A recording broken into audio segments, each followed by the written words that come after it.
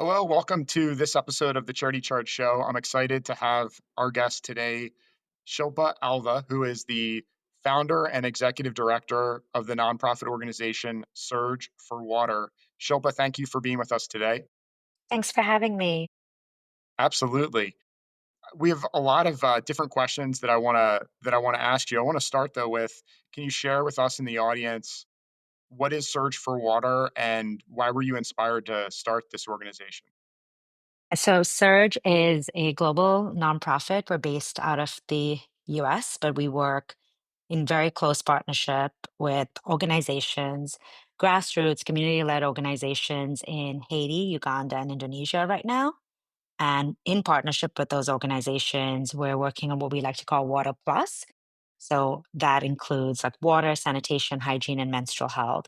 So, really, the fundamental thing that communities and people need to survive is water, but then it goes beyond water, and we look at those holistic, comprehensive elements as well.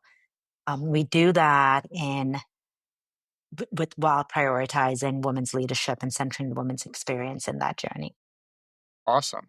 And I understand doing some research that you were inspired way back when you were 7 years old to start this organization. So can you share with us a bit of that experience when you were seven and then Yeah, what's inspired you on a personal level? yeah, absolutely. I wouldn't say I was inspired to start the organization when I was 7, but when as a founder, I'm often asked, what gave me the inspiration. And I definitely think that the inspiration came at that young age. So I was born in Dubai, and just for childcare, my parents would send us with our grandmother to India for the summers, right? So this happened like first time I went was probably 8 months, right? Very like as a baby. And this continued like every year until I was like 9 or 10 years old.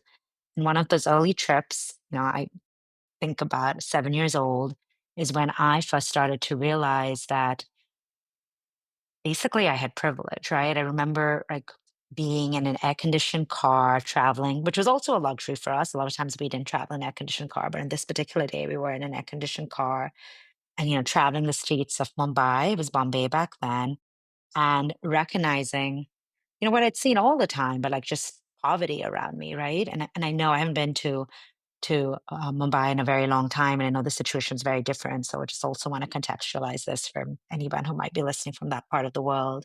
But back then, like just seeing all this poverty, but also seeing something else. I saw like vibrant colors and all this like energy and excitement, and vendors on the street, and cows and people, and just like a, a feast for the eyes for a 7-year old. When I speak about the poverty element, though, that was a subset of it. So I'm already like got the window seat, probably had to fight my sister for it. But basically, like looking out the window, um, the distinct memory that I have that still is really like foundational to the starting of Surge was seeing a young child my age in tattered clothes and coming to the car to beg. And she had like a younger sibling in her arms, and, initially she came to the vehicle we were in to beg for, money or, something to support her day.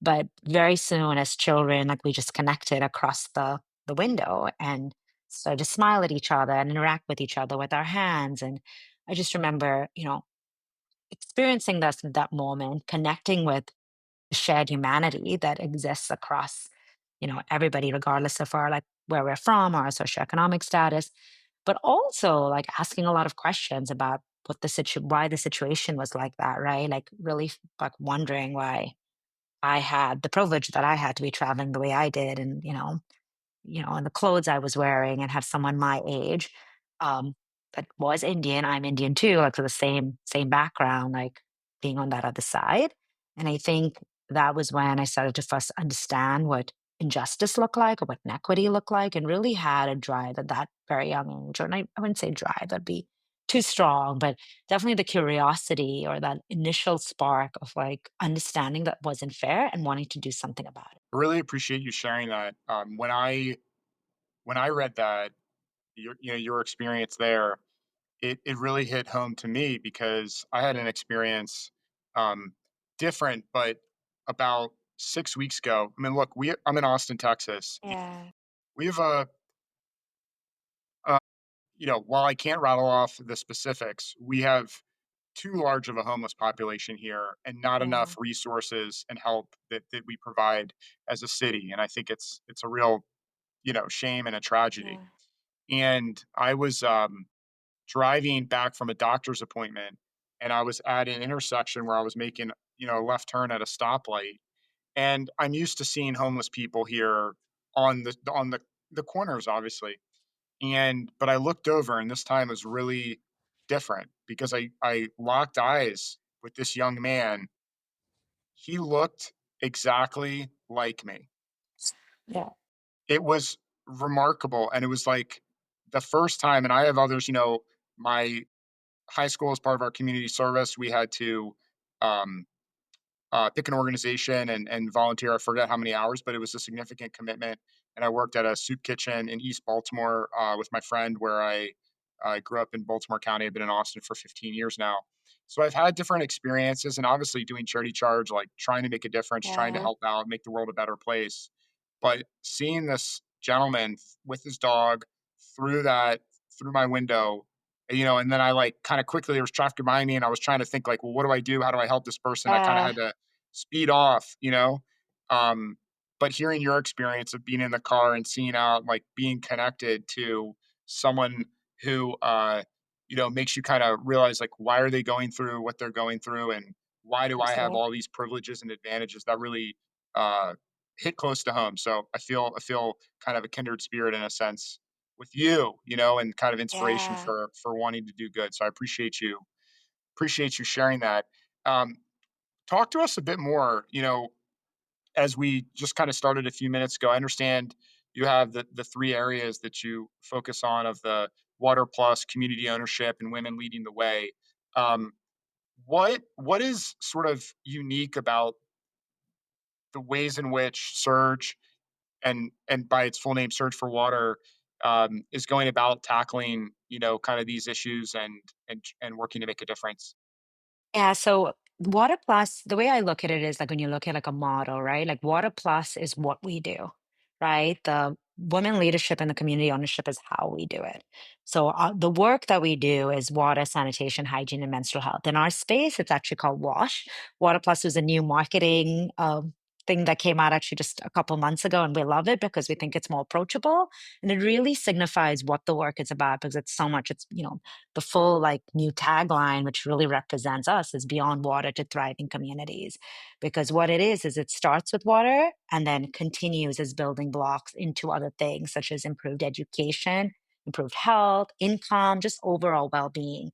And what that eventually turns into is that a community can thrive, right? And then have eventually, if all of those pieces work, which is very complex, right? And not by any means saying that if you provide water, then suddenly a community thrives, but these are the fundamental building blocks, right? When you ensure that children are no longer sick so they can attend school and like women are able to do value added work, like go to the farm, sell their produce, look after their children. And so then that generates income, right? And that leads to so many benefits and like truly starting to break that cycle, the systems of poverty that they're trapped in. So that's what the what of what we do. And then within that, I can speak a lot about that model, but just to move us along a little bit. So the way we do it, there's an approach, right? And there's many elements of the approach, and we're, I guess, emphasizing two components of it, which are equally important, right? Because we had a long conversation. We went through our branding of like, well, from a hierarchy perspective, what's more important, right? Is it the community leadership or is it the woman leadership? And it's really hand in hand for us. So community ownership is really going beyond the leadership piece of it, right? A lot of organizations talk about like communities leading the way. And for us, it's like investing in that community and really working hand in hand with community leaders, government leaders, and just locals, like building that infrastructure so that the programs can sustain long beyond our time. And there's different things that can be done. And we're still on a journey with this, right? Because there's obviously external funding still coming into this, but we have a plan, right, to ensure that over the long term, these communities can sustain. and we don't need to be there, right? There is an exit strategy. So that's the community ownership piece, which I'm happy to talk more about. And then the women leadership is women leading the way piece is about the fact that the global water crisis and global sanitation crisis in general disproportionately impacts women and girls. And this is, there are so many facts about it: lost work days, lost school days. But the challenge here, uh, I guess, exacerbating the situation is the fact that while women and girls are the most impacted, they are the least involved in advocating for their own solutions, right? They're not at the tables, they're not in the government positions, and it's changing, but it's changing very slowly. So, in our small way, in the communities we work in, we've made a conscious effort to be partnering with women-led organizations. And even if the organizations are not women-led, because some of our partners are not, that women have a seat at the management table, right? That they're the ones who really can help solve. And it's been quite amazing, right? Because then young girls in the community see this, right? And they see that these could be job opportunities for themselves. And like, there's another level of transformation that's happening because we have this model. So that's the sort of Water Plus is what we do, community ownership and women leadership is how we do it. And then the end goal is increases in education, income, improvements in health that lead to thriving communities. So that's sort of the pretty wrapped around picture of like how we do our work and what our end goal is.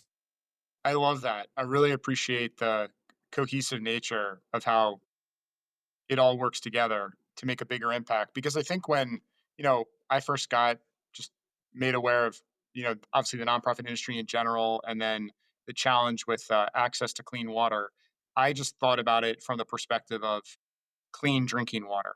But I didn't think Right. about any of the other external challenges or other issues that are created when you don't have access to clean water, and how that impacts, in this case, women, but also all sorts of other aspects, that having access to clean water can make a difference. So let's go through each one of them maybe in a little bit more detail. Sure. So Yeah. I'm on your site right here where I have a screen share of the Water Plus. So it's about sanitation, hygiene, menstrual health. Walk us through like how maybe your organization is attacking this different than maybe another nonprofit that's just focused on getting clean water itself. Yeah. So fundamentally, right, it's understanding that working on these solutions comprehensively is way better than doing a single thing, whichever single thing you did in that wash or water plus model. And there's a lot of data and statistics out there. It's supposed to be like a 3-to-1 return when you do, toilets and taps, is one of the phrases that's used. And so I would say that the way we do it differently, so there are several other organizations working on the comprehensive solution. Maybe we double down a bit more on menstrual health because of our, the focus we have on women and girls.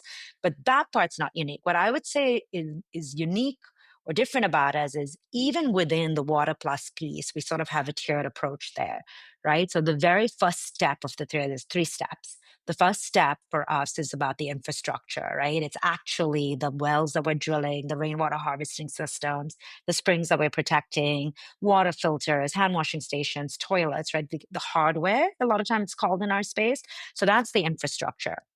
And there's a lot of organizations can just stay in that infrastructure space and can do like great with that, right? Because you're bringing, yeah, you're like visibly bringing that solution to that community, to that hospital, the area you're working in.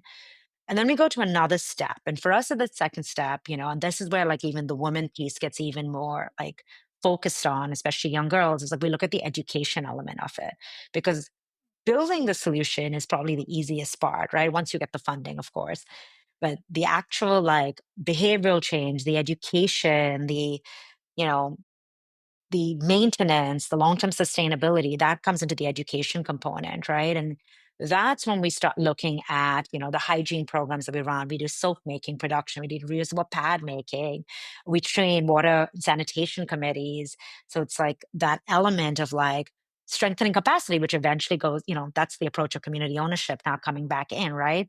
And then the focus on women is water service committees, like are the women represented on those communities? Menstrual health, again, has that focus on girls. So that's the second piece, which is the education. And that reinforces the infrastructure, right? Because it is tied. It's not random education. Like, while fully believe in the importance of education, our education is tied to hygiene, it's tied to sanitation, tied to menstrual health, building the agency of a young girl, for example. And then the third part, like as we're going, like, I guess like up a ladder, if you want to think of it that way. So the third part, or the third phase of how we do Water Plus is, and we're not there yet, we're still working on it, but it's for us, we're looking at like leadership and enterprise. And we started a little bit, we've just started piloting a leadership program in partnership with Milan Foundation, an organization who's who works out of India and is now doing a pilot project with us in Uganda. So it's leadership of young girls, so that they have the tools they need to go further along in society, right? And also help maintain these water sources and be part of water committees and be part of government decisions. So I'm on government roles, like things like that, but starting with them and in the adolescent ages, and that's something we're working on. And then the other piece is enterprise, because everything else that I've talked about so far are community solutions where communities have a counterpart. So they are contributing through labor, through materials. There's always an exchange to help with ownership and sustainability. But we also recognize that even with that, there's a limitation, right? We're currently serving a population that's like over 400,000 people in the three countries we work in. So Uganda, Indonesia, and Haiti, the largest of that being in Uganda. And if you really want to solve this issue, then it's like we're still looking at situations where people are walking to a well, right? That they may not have household toilets. So how do we create a situation where there is toilets in homes, there's water filters in homes.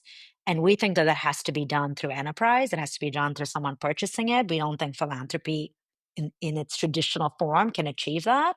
And so we're looking at ways where our local partners can have a revenue stream, right? To generate income related to water plus, to different things, reusable pads, soaps, whatever it is. There's a huge market in the rural communities we're in. And that generates revenue that helps them be sustainable, builds on that ownership piece, focusing on women businesses, and then gets water plus solutions closer to homes, in homes.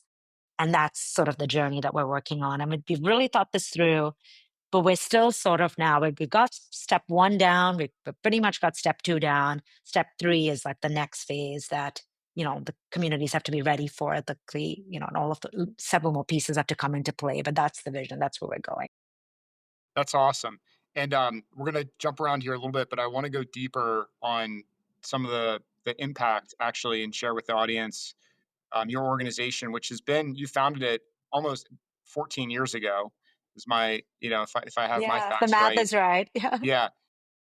What I'll go back to sharing the screen here. Just to highlight some of the success that you've had, almost 800,000 people have been impacted through your work, 9,200 water access projects, 260 toilets built, almost 9,000 sessions on hygiene training or soap making, and almost 1,400 sessions on menstrual health and pad making. Um, yeah, talk to us a little bit about, when you think about it just from the stats, getting into the specifics of it, what did you think you'd be here 14 years ago, and kind of what are kind of some of the facts that you've and milestones that your organization has been able to reach that you're most proud of? Yeah, absolutely not. I absolutely do not think we'd be here. And to be very honest, I don't even think I had that. I have a vision now, but when I started this, I came into this space. I shared a bit about my inspirations, like the inspiration at 7 years old, and there's a little bit more to that story. But when I started Surge, I came into it as very much in like the do-gooder sort of way, right? Which is can be very harmful, right? A lot of nonprofit leaders who've come in and actually studied this stuff would say that, right? And I know that now. I was really fortunate that I learned along the way from community leaders and was able to evolve and adapt. But yeah, I did not think by any means we'd go here. But it's also very interesting, Stephen, that you shared that page, because we're actually going away from even counting our impact numbers that way. So that's actually the number of unique people we reach. And there's other ways to calculate it, right? Like there's been like our old website had over 1 million people, and that's true. All these numbers are true, but we're actually changing the way we're doing it, That the one you saw there is unique number of people, but then you count people in multiple solutions, it gets higher. But we're moving away from that. We haven't updated the website yet, and we're going to start looking at the geographical area we're serving and the population that's within the area, because then we can go deeper and then we get donors as well away from this like chasing of numbers, and we feel like we can go deeper within that Hmm. because we're going after money for multiple solutions. And just because, let's just say we've served, currently the population size in Uganda that we're looking at is, over 300,000 people. And let's just say we get water access to all of them. It doesn't end there with our work. We want to go back with toilets. We want to go back there with hygiene programming, with soap. There's so many other things. And so if we use that number, then sometimes people can get frustrated that it's never changing Hmm. because you're going back with double and triple and quadruple solutions, right? And so we're actually switching and we're starting to switch our language. Clearly, we didn't update that site yet, but to be like, this is the population we're currently serving. And we're not going to leave until our joint targets with the local government and our local partners have been met in these areas, and these targets include these elements of it. So that's a switch, and I think it's a very important switch because it relates to how we're going to go after funding, and it relates to our strategic vision, because by 2030 we want to have a population area that we're serving of 1 million people. And so we're currently in 5 geographic districts, so we'll be in 10 geographic districts, possibly in the 3 countries. It could be a fourth country that comes into the mix. But that's what we're looking at. And then those comprehensive water plus solutions in each of those places. Awesome. Something that I think ties in when you were talking about the sustainability and also just kind of the funding side of it. What I heard and really resonated with me, certainly when I'm looking at supporting organizations financially, that is your approach to community ownership. And I kind of just thought of the adage or the saying of teach a man to fish, right? And I think Yeah, that that's where really what's amazing in setting your organization apart is this aspect of providing actually the training, education, tools, so that when you go in and do these water projects, the community actually can go and run with it for the long term to really be able to continue to leverage that initial investment, around the construction design yeah, expertise. Uh, you have this program about filters in schools. So, yeah. talk to us a little bit about how that model came out, and then, what has been your approach. I'm also thinking about it from the perspective of if there's another nonprofit leader that's listening to this and trying to figure out how to really make a lasting impact and obviously be able to put something in front of funders that lets them know that their dollars that they invest go even further or have a sustainable aspect of them. How did this community ownership strategy come out, and and how's it going? Yeah, so I'd say that the foundation of it came through my introduction into this world as well. Like I came from the management You didn't consulting highlight world. it. Yeah, I was gonna say I Yeah. appreciate that your background. I grew up in Baltimore, and I saw you got your Yeah. so I mean, look, Shilpa is extremely accomplished, chemical and biochemical engineering degree from Johns Hopkins, and MBA as well. So definitely, you're bringing a really cool background, in terms of your education. But let me give you the floor back. Yeah, thank you for that. And so did have that background in engineering and business, and then I worked in the business world for a while, right? I was working like for Fortune 500, Fortune 100 companies in the consulting, management consulting space, supply chain, global supply chain. So there was all of that piece of it. So when I, again, going back to like coming into this world a little bit of like idealistic, seeing an issue, I realized very early on that just raising money and doing things the normal way or traditional ways wasn't just possibly wasn't going to work. And my school in this space was community leaders, right? Actually, a lot of what I learned was in Haiti. Amazing leader, Patrice Talleyrand. He, ran a partner organization in Haiti, and I would sit with him for hours and hours. I would stay in their home, actually, and, he'd say things to me like, like foreign organizations come here, they have their own agenda. No one stays in my home. Like they stay in hotels. They're afraid of us. They're afraid to like connect with us in a deeper way. Like just like multiple things, like learning from him, like all the stuff he was angry about, and like making sure that we wouldn't But say repeat his it, name right? more slowly. Patrice Talleyrand. Awesome. And who's he? Yeah. He was I'm not sure if he's in the space anymore, to be very honest, because he's not our current partner in Haiti, but he was the person who ran the filter factory that we used to work with in Haiti. Maboya de l'Eau was the organization, which may not be active at this point. But this is I'm talking about 12 years ago, right? Maybe even longer, 14 years ago. You lose track of time sometimes when you get older, but a while ago. Initial like school, right? Like learning from local leaders and being humble enough to do that. So then, like, okay, like he knew all the solutions, right? It was just that organizations came from outside and did things their own way without listening to local leaders. And so taking that from him and then continuing that same thing. So our current partner in Haiti is Dr. Pierre Ayrault, like a medical doctor who understands health related to water in a very, very fundamental way. So he can advise us. Florence Ringe in Uganda is that equivalent, right? Pakatar and Ibu Wanit in Indonesia, right? So, but my foundations definitely came from Patrice in Haiti. And then it just defaulted to that. That was the model. We just didn't call it that. We didn't know that was the what to call it, right? It was, and now realizing that that's how I learned and that's what we should reinforce. The piece that gets challenging now is that we've grown quite significantly from back in the day when we would fund, a couple hundred filters. Right now, we can do large infrastructure projects. Still a small organization, but we're growing quite, quite rapidly. And obviously, this is a lot of investment in some of the communities that we work in. And so now it's more about focusing on the capacity strengthening of the local leaders, but also their teams. So a lot of the conversations, I was just in Uganda with our global search team a couple weeks ago. And so many of the conversations was how do we continue with the training of the team? How do we have the right people, right? And that conversation has switched because in the early days it was about what's the process to drill a well, right? What are the steps, and like, how do you engage like in certain things? And now it's gone into how do we sustain, how do we strengthen, how do we train? And it's not just at the community partnership level, right? You brought it up correctly. Like it's also then at the village level, right? So it's our community partner, it's the village level, but it's also the government level. Like we have funded programs that would benefit the local governments that we work from a standpoint of now they'll have more data, now they're invited to trainings with us when we're funding them, right? So it's that whole system, and we're very conscious about that, right? And there are many layers of it.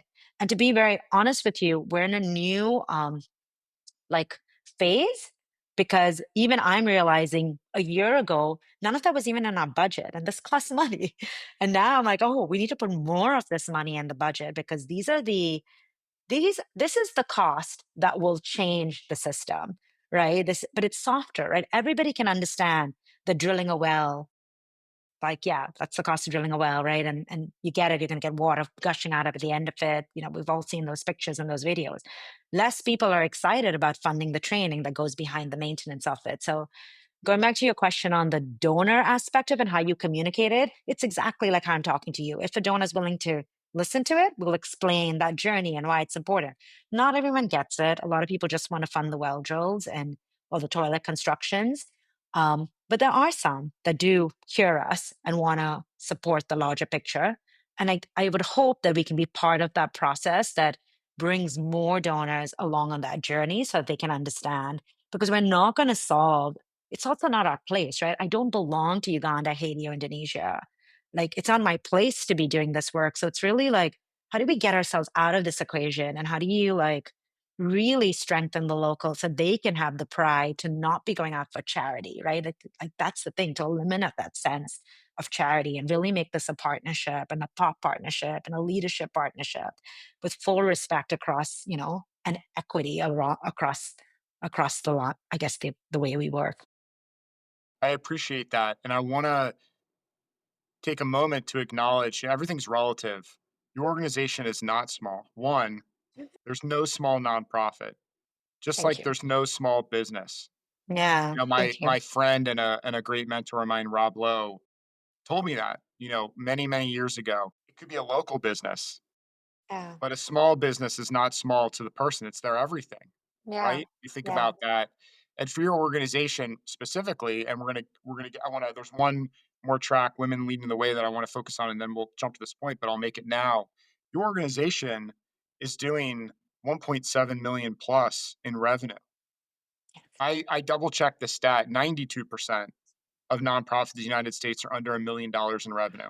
You know What that. you've been able to found and scale is absolutely incredible, and make this impact. So it's just really just awesome, right? And Thank very you. inspiring, I'm sure, for any nonprofit leaders that have an organization or are thinking of starting one, that there's absolutely a way to work hard, be strategic, be thoughtful, attract the right type of people, and be able to break past that $1 million in revenue barrier that so many organizations aren't able to get beyond and aren't able to really scale their impact. And not that it's, a bad thing, but it's just if they can't, Yeah. but it's really Yeah. amazing what you've Yeah. been able to do. So jump back though before we get to to some more on kind of advice and kind of thoughts for nonprofit leaders from your perspective. Um, yeah, so now last, like let's go in a little bit more detail around women leading the way. Um, and because and these stats might be wrong, but I was watching a different video yesterday that I thought the number was higher, quite frankly, but that 10% of people in the world, so globally, do not have access to clean water. And at a lot of places around the world where there's not access to clean water, it's generally becomes the responsibility or the burden of women in those communities to walk, could be 5, 6, 7, 8 hours to the nearest source of clean water and bring that back. And so talk a little bit about kind of what it looks like in a community that doesn't have access to clean water and the challenges that women are you know dealing with there, and then how you all have really worked to build these programs to break cycles of inequity for women. Yeah, so I'm also surprised by the 10%. I do think it's higher, but I think it depends on what we're measuring because there's a statistic about water in people's homes. And then there's the UN measurement of access, which is, I think it has to be within a kilometer from your home. So when Good. you're looking at water in people's homes, we're in the billions. I Google think it's still Gemini is saying 2.2 billion people. that's what So I'm yeah, saying. you're Yeah, definitely higher. yeah. Yeah, for sure. But that's home, right? And even what we're doing in Uganda and Indonesia goes back to my earlier conversation on like, community versus household. We're doing community access and school access a lot of the times, right? So I starting to mean, bring that's it closer and staggering. I closer. just like Yeah. we kind of gloss, I threw out a stat that I'm trying to fact check it and whatever. What Yeah. I'm seeing, Yeah. 2.2 billion Yeah. people. It's crazy. I'll share with you what I'm looking at. Yeah. So I use the number when I'm speaking normally, 2 billion, over 2 billion people This lack 2 access. billion, and Yeah. here on this World Bank, they're Yeah. talking about 74% due, so 26%. So Yeah. maybe perhaps a quarter of people Yeah. It's, around the globe. I mean, we just take it completely, probably, maybe not totally, right, of the scale of like the internet in remote places and all of that. But if you're listening to this podcast, likely you are so fortunate, and yeah. we don't really even think about it when we turn on the tap to brush our teeth or take a shower. No. Yeah. It's truly a privilege, right? And truly a luxury. So yes, absolutely. It's mind-boggling statistics, and we haven't even looked at the statistics of soap and toilets. They're even more. It's 4 billion with the toilets and 3 billion with soap. So they don't have access. So the water is the most access, and then you have the other elements of holistic health. And absolutely, you were right with what you said. It's the women and the girls who are predominantly the ones. There are definitely men and boys who are involved, but it's disproportionately falling on the women and girls because especially the mothers, right? Because culturally, just beautiful reasons for culture, right? Like they're the heart of the family, and by being the heart of the family you also care for the young children and for their clothes and for their food. So there's a lot of beauty around that culturally, but unfortunately the pressure also relates to the fact that then it also there becomes their responsibility connected to hygiene and cooking and all those things that they bring the water home. So understanding that, right? Again, being an outside organization that partners with local orgs, like where is each community at, and and how much do they want to push that envelope into. The end goal for us is equity. It's not for women. I know we say women leading the way, but we're only saying that because it's disproportional right now. We're Mhm. investing in women so that we can get equity. We want the world to be equal. We're not trying to have women ahead of men, which can be a little bit. It was actually a controversial point even at our board when we rebranded because several people were like, "What about, like, does this send the wrong message?" And we're like, "No, the end goal is equity." And we're doing that through, as I mentioned, like partnering with led organizations, but also prioritizing women employees. So I think at this point where, because we fund the employees in our partner organizations related to all the work that we do, and 65 to 70% are women right now. And then from an actual programmatic standpoint, right, we're very, very strongly focused on education programs that support first the women and girls, but how do you include the whole community? So we're really also trying to not create any inequity, as I said, by only focusing on girls. We used to, very interestingly, when we had limited funding, we used to only build the girls' toilets in schools. And very soon we realized that was really wrong because it was horrible for the boys because the condition of these toilets in some of these rural communities in Uganda was so bad. And some of these girls had these gorgeous new structures. And we're like, how do you feel as a child, like a 12-year-old boy, like seeing that, right? Like, so we don't do that anymore. Even if we have less money, we do both. But there is some additional programming that we do for the girls. And we're constantly evaluating that, right? Like, how do you do it in a way that recognizes the inequity but doesn't actually cause more? Because you can do that too, and like the way you approach the solution. Awesome. I appreciate what you're doing, and thank you for sharing that. Let's shift a little bit, to talk a little about your experience starting this organization at $0 in revenue. You've now been able to sustain over 1 million, and you're at the $1.7 million in annual revenue. I do have pulled up your 2024 annual report. I really appreciate, obviously, with nonprofits, there's a high bar of transparency that's just legally required, right, to maintain the 501 status. I really appreciate though how you share even more information about the organization on your website publicly. Talk us through, how did you initially start the organization, from a funding perspective? I mean, what did you do to get the first $100,000 or so in the organization? Yeah, even prior to the 100,000, I would say like the first few years was literally friends and family, right? And like your own, like anybody I mean, still it's a lot of friends and family, but definitely in the first few years. And I'd say from the very beginning, I think what was most successful for us, even when we were talking about pre-hitting even the 100,000 mark, was um, building that tribe, right, around the vision, right? Like, and again, that's friends and family, mostly friends and coworkers, actually, because I was in the corporate world when I started the organization, and having their networks, right? Because if you have more people involved, it was just me. My network was limited, right? I also didn't Mhm. come from that sort of network that had access to that money. And so, yeah, it was like, who's that initial board? Who are the original people involved? And then amplifying that ripple out to their friends and their work coworkers. So it was really like really grassroots from starting, with a few people, then their friends and family, and then kind of going outwards that way.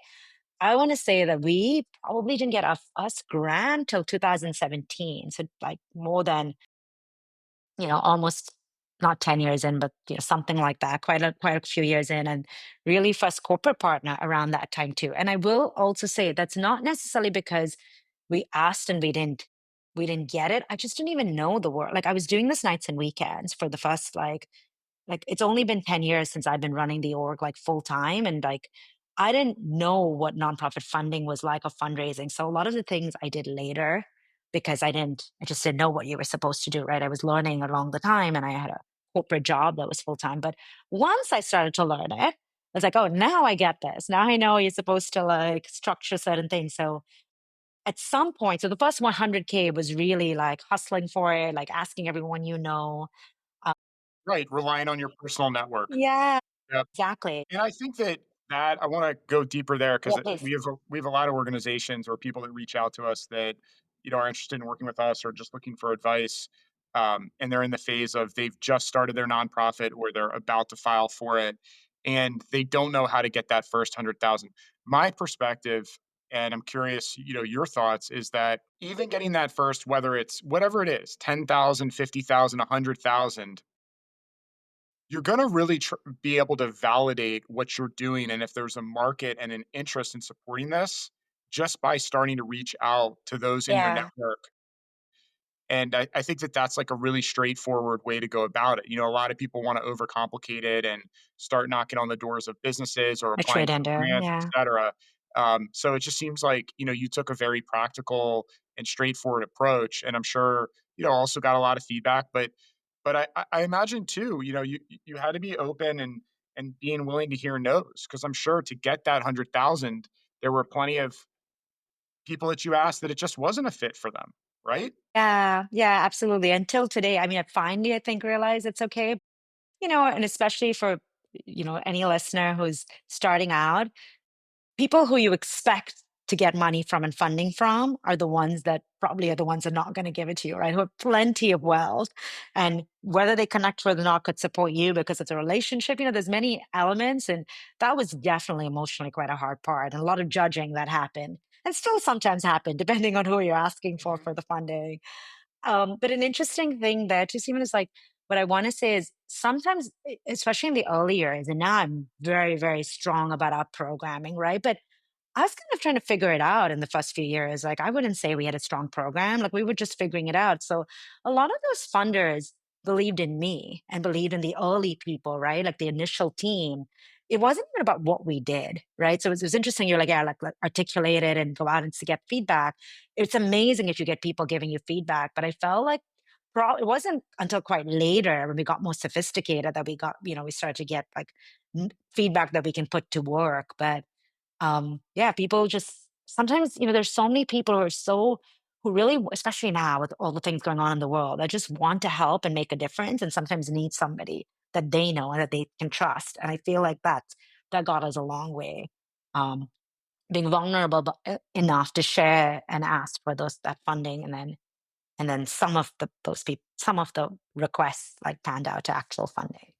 Make Um, Makes total sense. I appreciate you sharing, the advice around that. When we fast forward today, and these are based on your 2024 financials, the breakdown, at least for 2024, was a really diversified mix. Approximately 27% of your revenue came from individuals, 32% from corporations, 38% from grants and foundations. So, and then 3%, and kind of in a miscellaneous bucket. I I think that that's really unique, and it shows a lot of diversification. A lot of organizations that we interact with might have, initially had success on the individual side, and that's all they do. But they're not diversified. Or some organizations, if they started and they happen to have great corporate connections, or they're to different companies in their area, they're all through corporations. Some nonprofits rely almost exclusively, on grants. Talk to us about the strategy here and, your perspective on diversifying the revenue sources for a nonprofit. yeah, so that was incredibly intentional. Oh, am I echoing? Sorry. You sound pretty good. Okay. I Okay, can you can try edit to that. boost things down a little bit. Yeah. Okay. So it was intentional from our side. We planned that. So we came in, and as I said, we were heavily focused until about a few years ago, we were heavily on the individual side, like, 60% or so. And then we had a thought out strategy of growing corporate. Grants was actually not as grants was very hit or miss. So that wasn't part of the strategy, but the strategy was let's grow the corporate piece of it. And the way we did that was, well, and even that direction to do it, I'll even back up a bit because I think this is really important, especially with people who are running organizations. I only knew and learned how to do that because we brought in a board member who's now our chair of development. His full time job is the chief development officer for a very large organization, but he's on our board, in a volunteer capacity. And his experience and his strength is corporate, right? He doesn't actually have any experience in individual. So we had, or say any, but limited. So we already had the individual piece, that we were getting funding on, and I was really receptive to this corporate piece. So he really helped us like refine our messaging for a corporate audience. Like, how do you pitch? Because it's a different sort of pitch to a corporation versus an individual. And then even once we got far, we worked on the messaging for about a year. And then it was his advice to hire a consultant to help us with going after just corporate funding. And that's what we did. And then we basically invested in this and it worked out. Of course, you can invest in it and it may not work out. And interestingly, the reason grants had grown is because some of the corporate money is coming through their company foundation, which is the grants piece of it, right? So we don't count it in the corporate piece, but some of that grants and foundation is a corporate foundation.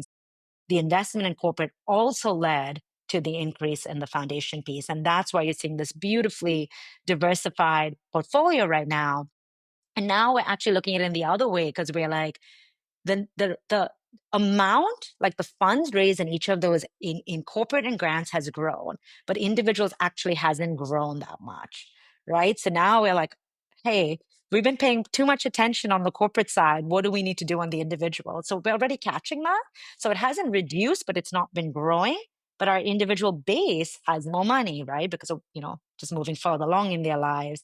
So we're noticing that that's the next area to not ignore, but we're still very, very focused on the corporate end piece and continuously looking at other ways, right? Of like within our networks of how do we continue to diversify and grow within that. Very important. Very important. Appreciate you sharing that.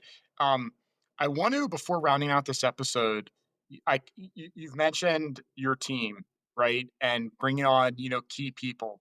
So how did you, when you were first starting and you were in your first handful of years and you were below 1 million in revenue versus now, you're approaching 2 million in revenue, how have you had to, if at all, think about changing your board and allowing the organization to grow in people as you've expanded your mission and things have gotten more complex? Yeah, that's definitely been. What Yeah. advice do you kind of do you give, to individuals that start, again, maybe they're getting their first 100,000 from friends and family. Maybe it's some close friends that are joining the board to help out, but they're not, don't have a sophisticated nonprofit background. Now, as that organization's growing, they might need to upgrade their board members. How have Yeah. you strategized through that? Yeah, definitely. Like the early years in the first chapter was just friends and coworkers and people who were interested, right? To just be part of the team. And then if you were interested, probably that was the only criteria, to be honest. And then you change to something a little bit more. So I would say right about, the time I went full time, started to do this, went full time into running this organization, which was about 10 years ago. That's when I was started to look at functional roles. Like already starting looking quite strategically because we're like, we don't have a staff, right? I was the only employee. Um, and we didn't have it like a staff. So like, who's going to do marketing? Who's going to provide me direction on fundraising? And we went out programs like similar categories, right? Finance. You look at each area, and then we started to look for functional roles in each area, right? And some roles were temporary, some still last. So we looked for development person, right? And that's how we found the person we did. It was very strategic. Was very like we posted for a very specific position and we got that, right? We looked for, the marketing person. We found that, right? Like that was very intentional. But even within that, you bring up a really great point. The skill level of that person and what we need has changed over time. And this is all very recent for us because now when you talk about us, our budget this year is the 1.7 million. And you talk about that, we only crossed 1 million 2 fiscal cycles ago, and at that point, we basically doubled in size in 2 years. So this is happening quite fast. So when you look at the annual report you're referring to, if you look at 2 years ago, we were like barely touching 800,000, right? So you're talking about very fast growth. That was actually a little bit surprising for us too. I can't no, say that I knew that that was going to happen. Like we knew we were going to cross the million. We didn't know we were going to end the year as high as we did when that happened, right? And so that change, I think by itself, the conversation started shifting on board meetings. And I do think, and I did something, and we had open conversations with our board meeting of like, we really need every board member to evaluate whether they can be part of us in this next journey. Because we're going to need something more. And the board did the same to me. They were like, hey, we outgrew our plan that we set, right? We were supposed to hit that budget or that plan years from now, I think by the next 3 years or so.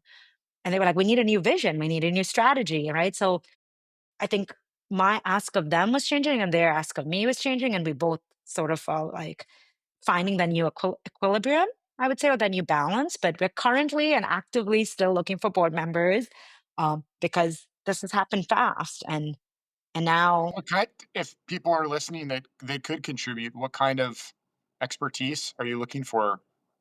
yeah, so we're now looking ideally for people who've had other nonprofit board experience. Prior to that, most people on our board was their first board service. So I think um, that leadership in their careers, whatever it is, so executive, senior management level people in their fields, and then within that, there's other pieces of it. Like, do you have experience with government relations? Do you have experience on like ethical AI right now? Right, like when you want to be technology, right? We've always been signing up to technology and changes in systems because again we're still a very lean team, right? We're still very small, so like from a staffing perspective, so how can we automate to public relations, things that are again outsourced elements that will continue to help us grow. Awesome. If anyone's listening, how would they get in touch with you if they're interested? And again, connect with me on LinkedIn. My email address is shilpa.alva@searchforwater.org. But yeah, those are the Awesome. best ways. That's great. I keep saying one thing, but now as we're talking, I'm having more questions and I'm really enjoying this conversation. You did touch on it a bit, but in specific, you mentioned just recently the the growth, right? From being under the million to like just skyrocketing. What do you think? Look, it's sort of easy for me to ask a question, a sort of too simple of a question to say like, what's the one thing? But what was it, right? Because I imagine that there's a bunch of uh, leaders of nonprofits that are listening to this that have been pushing their organization along, and they're looking for that breakthrough moment that you experienced, certainly in a growth from a budget and revenue fundraising perspective. What got you over that hump to break past a million? Yeah, I'd say for several years prior to that, we were doing the work, right? And I'm sure like many other nonprofit leaders are like working on the bigger proposals, working on the bigger story. And I think we were just grinding at that, which is important from a I love standpoint. it 'cause I think about there's a Yeah, great uh, wherever he pulled it from, I don't yeah. know, but Tony Robbins quote where he says, and might even actually, I think it came from Jim Rohn originally, but is you're rewarded in public for what you practice in private, Yeah. Yeah, right? exactly. Yeah, so we were there. We were working, we were doing the hard work, and the conversation that we started to have with funders was like, we can scale. All we're missing, like operationally, we've got this. Like all we're missing is your money, right? Like we really started to speak of that, and we really started to ask for larger amounts of money. I think that was the part of it too, right? Just putting out there, we came from a mindset of asking for 10K for one well drill. I mean, not even that. Initially, it's like, one water filter, $25, right? But, going to the 10K, then going to like, oh, like help us with like a whole school, like, or help us. So we were starting to ask for higher levels and realizing, wait, people are saying yes. And then you start going, let's responding to like the donor piece of it. I do think that the biggest breakthrough though for this is that investment in going after corporate money and and and and having the break there. So we obviously got a lot of rejections, but we got step changes in corporate funding, right? We went from, our highest grant, being at the 50,000 level, and that was like a single one off, like a lot of them in the 10, 20K level, to then getting a 100K grant. And then like, I'm not sure if this was in the first year we crossed a million, it might have been getting then the 200K grant for the first time. And then those sophisticated funders having the conversations like they're not doing this one time, this is a continued piece. But then taking that conversation and then going on the other side to other donors that we have, existing ones, and saying, look what just happened.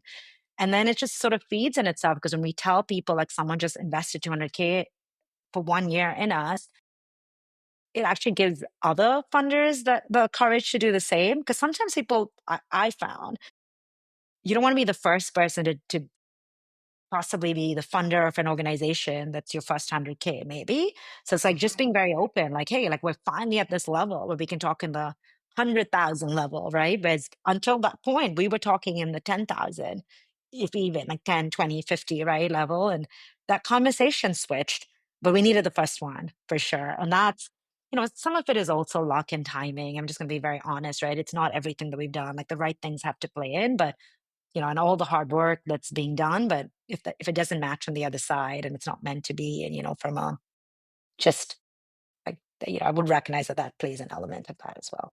Absolutely. One of the things that came out, it's a long story. I ended up bootstrapping Charity Charge, but if I go back to our early years, we launched in 2016. Probably for 2 years prior to that or more, I was in this kind of ideation phase and trying to figure out how I'd just make the whole model work and get partnerships with Mastercard and a bank and Yeah. whatnot. And I thought I needed millions of dollars that I had to raise. And I think that this could work well. I remember that I sat down with, I mean, I probably pitched a lot of different angel investors and even met with a handful of different VC firms and things of that sort.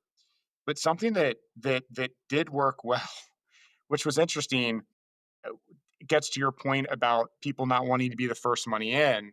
I said, "Hey, we're trying to raise $1 million. I don't have it all committed yet, but if I'm able to have $900,000 committed, would you give the last 100,000?" And they're like, "Sure," but Yeah, you can exactly. do that with everyone, you know what I mean? So it's sort of like Yeah. just Yeah, kinda, absolutely. it's kinda how you present it to people to help kinda de-risk it and try to get buy-in and then kinda circle the wagons, and that's kinda part of fundraising in the Yeah, for your for-profit venture or for your nonprofits. That's a little bit of tidbit of advice. Okay, last absolutely. question. Yeah. Finally here is, you've mentioned many times throughout this episode about the shift from when you went full time with the organization. What happened with the organization and you personally to finally make that shift? A lot of individuals that are running a nonprofit, they're doing it, nights and weekends. They still have a full time job. They're not ever able to, or they just kind of feel stuck. So, what happened for you? And, also the tie in of the timeline of the organization and its track record where you finally made the full time switch. Yeah, I think for me, it was really just a question of where my passion and energy was. So while I was like quite successful in the corporate world and continuing to climb up the corporate ladder, as you'd want to call, as people call it, like I was just my energy and my heart wasn't in it, right? So there was just that, yeah, just not loving what you do every day, and you spend so many of your hours working now. Again, I also keep mentioning, I think it's really important. I was privileged enough to make the decisions I make because not everybody can walk away from like a six-figure like corporate career. And all of that I hit at a very young age, right? So when I decided, this is like now 4 or 5 years into like running Surge nights and weekends, when I decided I wanted to make the switch, um, I then planned for it financially, right? Because I knew, so at this point, Surge was might have hit 100K in revenue, but if anything, we were like right at that point. So they don't have the money for paying anyone, right? Like we didn't have the money. So I knew that if I was going to do this, that I was doing it. My goal when I went full time into Surge, and this was now in 2014, was to grow the organization to the point that we could hire a full time executive director. That's what I wanted to do. And I knew that I needed to go full time into it for a certain period of time to be able to build that. And then once I had that in mind, I then planned and I saved money to be able to not only sustain myself, but also to make very, very mindful life choices, right? I moved out of my apartment, everything went in storage. Like I bootstrapped the organization too. And I used my own money to go into all the communities, right? I went into Uganda and I found the community partners. I spent months in Haiti, like learning going to my school there, right? I did all of that, but I funded it as well because I knew I came from a background of engineering, so for me, it was focused on the operations first, right? Like I didn't go after the money in that time period because it might be the way that a fundraiser would say to do it, but I focused on the infrastructure piece. And I got that quite strong, right? I found some of our existing partners. I developed the model that we have, co-developed, I should say. And that was like the sort of like, you know, the piece of like, okay, if I, to do all of that, like I needed to plan for it. And then finally it was just like I was really afraid. And I remember like going to my boss at the time and resigning and telling him that I'm like really afraid to leave. He offered me a sabbatical to come back in a year. And I was like, no, I can't do that. I don't want a safety net. Like I don't want the sabbatical. But then I remember him saying something like, Burn the boats at the beach. Yeah. yeah, and I remember him saying something like, "You know what?" He's like, "The fear in your head is way bigger than it actually is." He's like, "Once you do it, it's not gonna be that you're not gonna be that afraid." And I think that's it. Like we build this fear up in our head, at least I did, to be so like scary. And again, I had the financial privilege to do this, and then I was able to, yeah, to finally make that decision. And then, 2 years after that, I was like, oh, like when I got to the point of like possibly going back into the corporate world, I've interviewed for jobs, and companies were offering me way more money than what I left because they were so impressed that I took this decision and did the things I did. So then we were at a point where Surge could possibly pay me at like I think eight times lower than what I would get in the corporate world. But then we're like, well, I'm probably still the best person for the job at Surge because no one else is going to take this low level of money and still do it with all the passion. And then it was a life choice, right? At that point, because I couldn't go back because I was doing what I loved and like that's what defined me. And then, my lifestyle had changed at that point. So yeah, I went all in and it's been 10 years and it's been amazing. And, if anybody's on that cusp of thinking through it, like, as much planning as you can do ahead of time, if you have the luxury for that, I'm sure it helps because it, limits the stress and gives you more room, right? And then after that, it's just, yeah, it's a leap of faith. I mean, I don't know how else to describe it. I you did you well, you did a great job articulating it. I really appreciate that. Uh, I really appreciate you being on this episode, and I will point out as we close out, anyone that's interested in learning more of Surge, the URL is surgeforwater.org. And appreciate having you, Shilpa Alva, the founder and executive director of Surge, on this episode of the Charity Charge Show. Thank you so much for being with us. Thank you for having me.